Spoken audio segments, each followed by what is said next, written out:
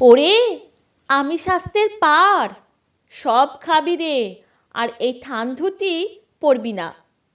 ঠাকুরের ভাইঝি লক্ষ্মী দেবী বাল্য বিধবা ছিলেন। তিনি নিরামিষ আহার করতেন, একাদশী করতেন এবং সাদা থান কাপড় পরতেন। বিধবাদের সকল আচার নিয়মই পালন করতেন। একদিন ঠাকুর মাছের ঝোল দিয়ে ভাত খাচ্ছিলেন। লক্ষ্মীদেবী সামনে বসেছিলেন। ঠাকুর একটু ভাত অবশিষ্ট রেখে বললেন, খেয়ে ফেল, প্রসাদ। লক্ষ্মীদেবী খেতেই ইতস্তত করছিলেন। ঠাকুর বললেন, আমি বলছি খেয়ে ফেল, নইলে আবার জন্ম হবে। মোষের মতো কালো সন্ডা বরের হাতে পড়বি, বাচ্চা হবে, সেই ছেলেকে বার করতে পেট কাটা হবে।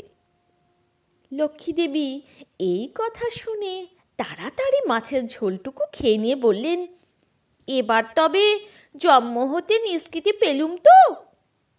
ঠাকুর বললেন, হ্যাঁ।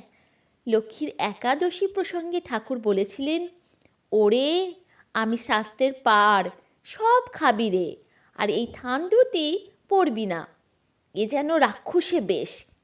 একদিন লক্ষ্মীদেবী ঠাকুরকে প্রণাম করতে গেলে তিনি বললেন, তোর কোন ঠাকুর ভালো লাগে? লক্ষ্মীদেবী বললেন, কৃষ্ণ।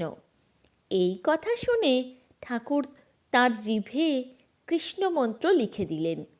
লক্ষ্মীর গলায় এক গোছি তুলসীর মালা ছিল। ঠাকুর বললেন, এই মালা রাখবে, তোকে বেশ মানায়। প্রণাম ঠাকুর, তোমার মতো করে কে আর এত কষ্ট বোঝে মানুষের? তোমার হাতেই সকলের মুক্তি।